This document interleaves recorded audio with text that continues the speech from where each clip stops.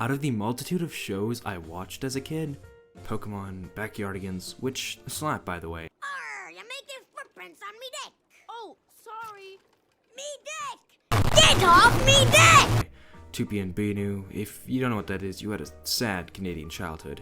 And so much more, I found that only two really stood out to me. One being Dragon Ball, which carried its childhood audience with nostalgia up until they were adults, and which still retains a massive following that still grows as we speak. And the other being a show that reached its popularity when most people watching this were just little youngsters, including me. This show has had its newer generation adaptations, but in my opinion, it hasn't lived up to the bar that this show set. Now, what is the show? Well, it's Beyblade, Beyblade, let it rip! Let's fight an epic battle! Face off and spin the metal! No time for doubt now! No place for backing down! the Beyblade Metal series. In most people's experiences, the absolute peak of Beyblade, and what got most people into the concept of Beyblade. As opposed to other shows airing on kids' television channels, it seemed like nothing compared to the Metal series in terms of the joy we felt as we watched it on live TV. It is hard to put into words how hard this show slapped. I could just be blinded by nostalgia, but in my defense, this show had some really strong areas, which I'm here to talk about actually. In today's video, we're going to look at a certain part of this series, which I believe seems to hold a whole arc better than the others of its own kind across anime and even television in general. Today, I'm going to sit here and tell you to your face that Beyblade Metal Masters, the tournament arc of the Beyblade Metal series, is the best tourney arc I've ever seen. It's not up to you to decide that we can't win. My base spirit makes that decision. You don't know the joy of winning or the bitterness of defeat. You've never had a battle that sets your heart on fire or felt a real attachment for your bay. I will not lose to some petri dish experiment like you. My base spirit is shouting out loud right now. If you didn't hear me correctly or think I'm joking, I can assure you that my intentions are to prove how a tourney arc in Beyblade, a show made to sell toys, did the tournament trope better than its other counterparts. The Dark Tournament Yu Yu Hakusho. Gotcha! Your eyes are rather slow. Bruh, look at this dude. Wait till you see the. No. The Sports Festival arc in MHA. That thing bad, man. She got me. My tip creaming right now. My tip sticky. Tip a little sticky and moist. I'm playing with it a little bit. Flicking it, flick my tip a little bit. Got semen on my fingers and shit. And yes, even every tournament in every damn sports anime. There's still like 3 tournaments left in Haikyuu. Now, let's get into precisely why I think this. And before I start getting in too deep, I want to point something out. I have a standard of 3 things that need to be in your everyday tournament arc. These 3 things done well is what makes me label that tourney arc as good. These 3 things are what make tourney arc special to me. Of course, this varies from person to person, but this is what I feel on average what people want. The first thing I want to see is character development. Big character development. Either one after a hyped up fight against a rival or sibling or someone else that's close to the rival in any way, or one that spans the whole arc, growing a character from their present state or even fixing them from their past and current struggles. These could go from simply getting rid of nervousness, which would also in turn reveal some fear in our character. But it could also go to vanquishing an evil that controls a character and lives within them, showing us the pain, horror, suffering they went through and are going through. And surprising at first, Beyblade does this well. Really well. See, a lot of lesser known TARCs, I've said that word too many times, I'm shortening it, decide to happen in the first place just to throw characters in there. Cause really, Who doesn't want to see their favorite characters fight each other to become the ultimate victor? But when those happen, you don't realize it, but a lot seems to be missing. With a lot of new interactions with different characters who I would hope are varied and much different from one another, you've set a solid platform to build on. We could see snippets of characters who we know, but haven't met each other battle it out. We could see two egomaniacs in a fight of not only strength, but ego itself. But most anime that implement a Tark never needed it in the first place. It's just fan service. And with it you have piqued interest, but that interest will be easily and quickly tossed aside after said Tark is over, because it never retained a solid part in their memory. Why? Because at the end of the day, it's plotless action. That's why I love Tarks. They have so much potential, but most people don't realize it, or don't expect much when they hear a Tark is going to take place in their favorite anime. Tarks have the ability to end or start an anime, develop stories, develop characters, create hype, create memories. And now, back to how Metal Masters does this so well.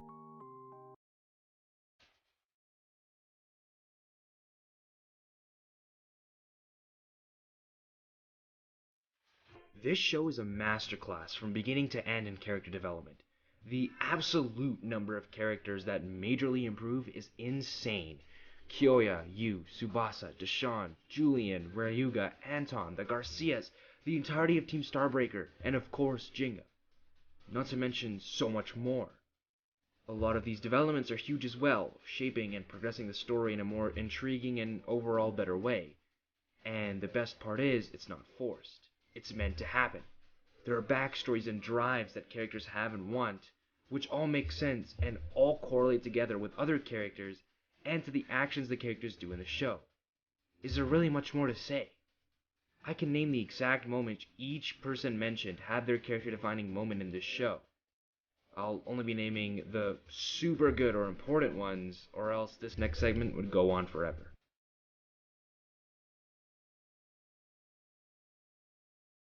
Kyoya. Kyoya vows his revenge against Jinga, traveling across desolate environments and going into rough and dangerous territory.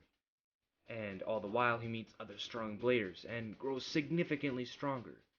But something interesting is that when he finally gets his match, he goes all out, refusing to give up all the way to the point of the match just ending in a tie. All his hard work and determination just to be rivaled by Jinga once again. What's important here is that Kyoya grew as well. Whilst his match was a tie, he managed to take down what was believed to be the strongest blader in his eyes. And he also left a new bridge for him to cross, a new goal to achieve. Kyoya is now more determined than ever to beat Jinga, especially with his fight against Damien, a person who Jinga had a lot of trouble defeating. Kyoya vows not to lose to him since he lost to Jinga, further improving his surprisingly well-written character. Tsubasa. After Tsubasa's match with Ryuga in the previous Metal Series arc, he's left with a piece of El Drago inside him, Ryuga's Beyblade. This causes Tsubasa to feel an unquenching thirst for winning whenever he's about to lose, relating to El Drago's desire to win, turning into a monster that not only aims to win, but to destroy everything in his path, whether that be the opponent's Bey or his own teammates themselves. Disappear! Disappear! Disappear into oblivion!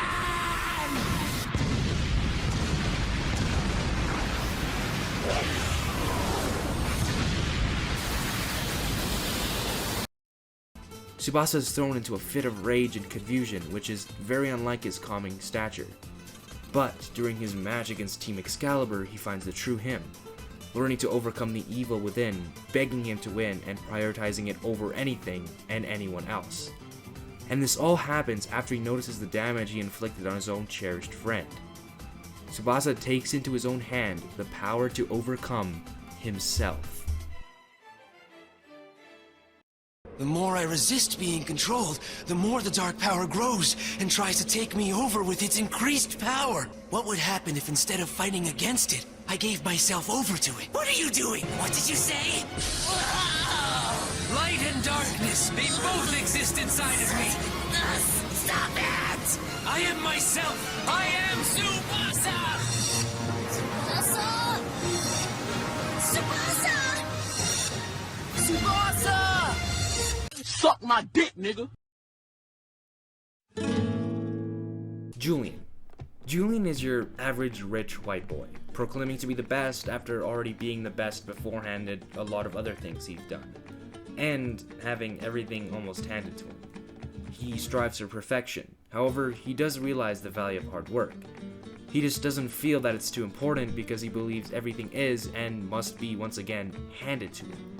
He gives himself the strongest bait he can find, finds the strongest teammates, and fights the strongest opponents. If I go to stand at the top of the Beyblade world, the Concern family businesses will make even more money. Starting with Europe, I will use the Beyblade network to open the door to a new era. That is how I have come to stand at the top of the heap. Winning is the only thing. That is the destiny of one born into the Concern family. In the end, Beyblade is nothing more than a way for me to conquer the world. But when he loses to Jinga, as we all saw coming, it's a kid's show. Come on, man. He doesn't exactly have a change of heart. He wants to win even more, of course, but then he's shut down again by Damien. And with this match, he loses those treasured possessions. Julian was a person who had everything, but lost it all at the hands of one man, who started his descent to uselessness. Jinga. I failed again! You're weak. Now you understand that? Admit it. Admit it? That's right. Say it loud and clear. You are weak. I am... I am what? I am... weak!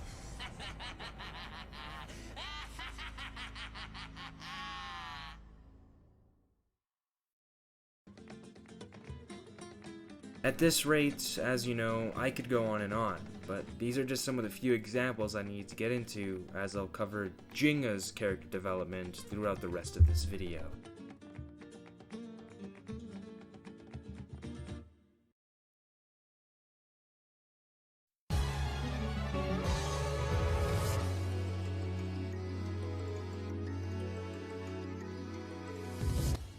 Of course, I'm not gonna disregard the true reason a lot of people enjoy Tarks in the first place. The absolutely amazing fights. These are almost all guaranteed in every Tark you watch, and as I mentioned earlier, while it can be easily forgotten, you for sure had an absolute blast watching it initially. There aren't many people who enjoy Tarks for what they should or are able to offer, but there sure are a hell of a lot of people who want to see their main character fight a clown pedophile. That's super dumbed down. Hunter x Hunter is not that bad. Watch it, please. Thank you. But when speaking of these amazing fights, it's hard to forget Nile vs Masamune, Ryuga vs Jack, Masamune vs Zio, Jinga vs Deshawn, and the ones I've mentioned before as well, such as the first Jinga vs Kyoya fight. Yeah, they had two. And that is the second thing I find necessary in a Tourney arc. As much as I dissed the fights earlier, it's hard to acknowledge only the story and the story itself. Plus, at the end of the day, you're thinking about fights in anime like these. Story may come first otherwise, but it seems to be switched with Tarks. And on Beyblade Metal Masters' part, I can allow that.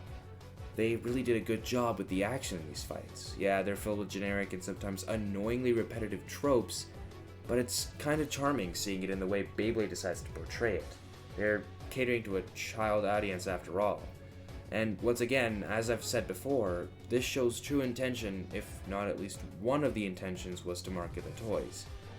Although, they did seem to go through a lot of thought and consideration when making an anime to sell toys. They gave it a lot more effort than what would generally, at a marketing standpoint, be enough. But we know that already. Are we watching the same video? This segment is practically done already, but I want to end it by showcasing one of the best fights in this whole show. Ryuga versus Clownboy, I mean Jack. Now, this fight was peak. This fight was hype. This hype was what 9-year-old me and current me still get happy watching.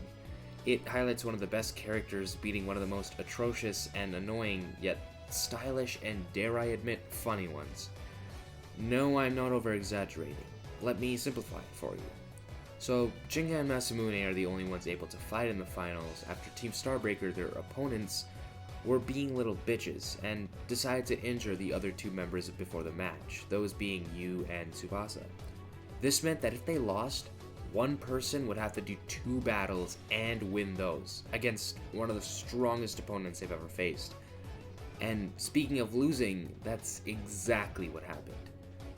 So, Masamune is about to fight again, even though he's in a much weaker state. But guess who shows up at the right time to save them? The absolute Hunter x Hunter, GOAT himself, Ryuga. He decides to take on Jack, who seems to be obsessed with beauty, symmetry, and art, and he expresses this by absolutely destroying Ryuga.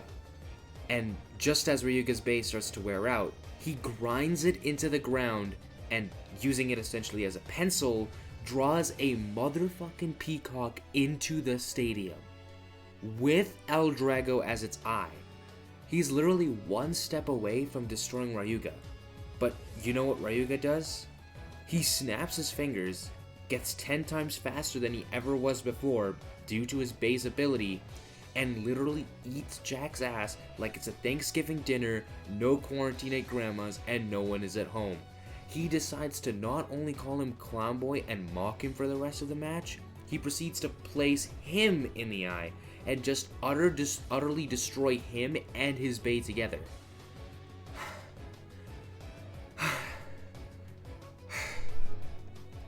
Whew. Okay, on to the next thing.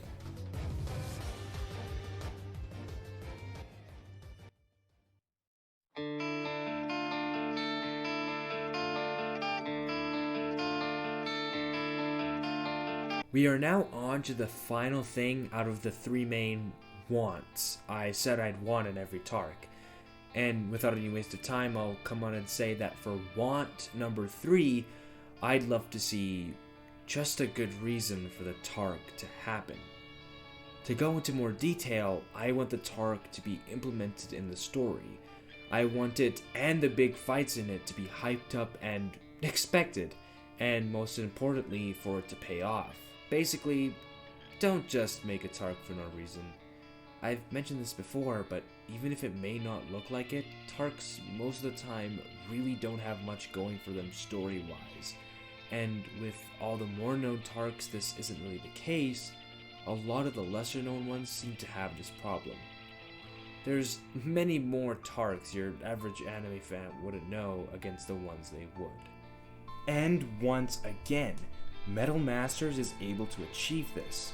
Now, while the main goal of protagonist Jinga is your run-of-the-mill, I want to be the strongest, it's how that goal of his rivals the others, where his strong desire to win overcomes another person's desire and need to prove themselves.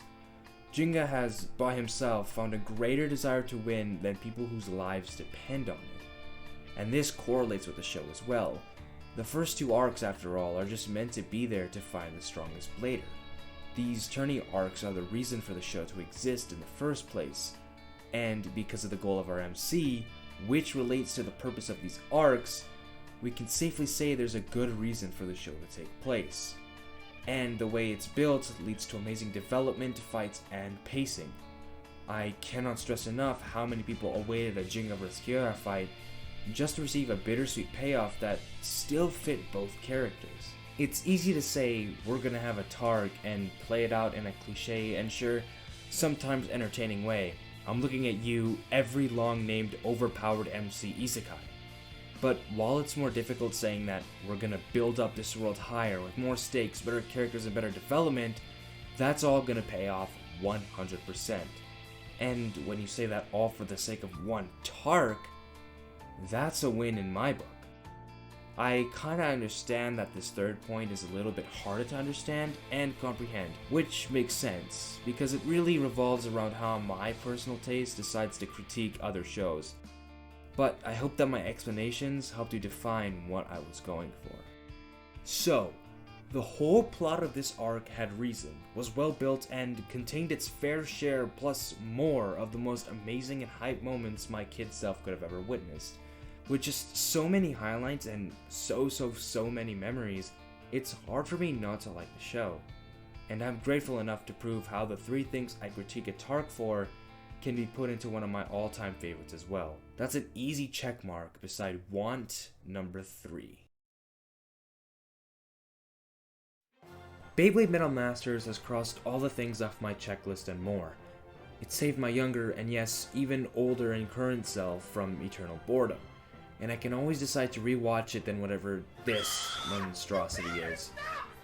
It featured my favorite scenes and characters in anime, and I'd be glad to give it a rewatch any day, as childish as it is.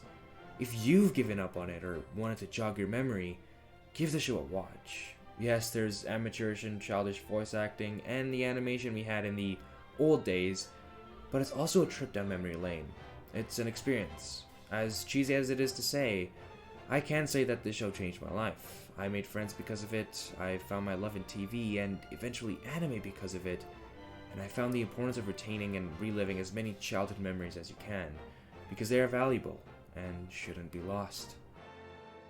I'd like to thank you all who made it to the end of this video. I massively appreciate it and would just like to note the fact that, if not obvious enough, this vid was a bit biased. After all, comparing Beyblade to the Chunin exams in Naruto is very tough, and I'm in a virtually non-existent minority. However, I really do appreciate all of you, and I hope to make more vids just like this one in the near future. So, if you're interested, why not hit the subscribe button? You've made it this far. And the comment section is open as well. I love to hear critiques and opinions from all of you. Thank you very much. I'm Some Ground Reviewer, and I can only guarantee that the reviews are gonna get better from here.